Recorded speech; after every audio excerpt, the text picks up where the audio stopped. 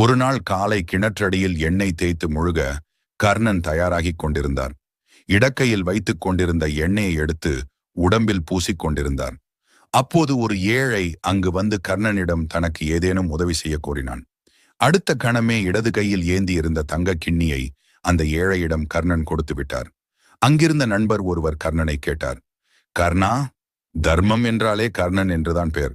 ஆனால் கொடுக்கும் தர்மத்தை வலது கையால் தான் கொடுக்க வேண்டும் என்ற முறை உனக்கு தெரியாதா என்றார். சிரித்துக்கொண்டே தெளிவாக கர்ணன் பதில் சொன்னார்.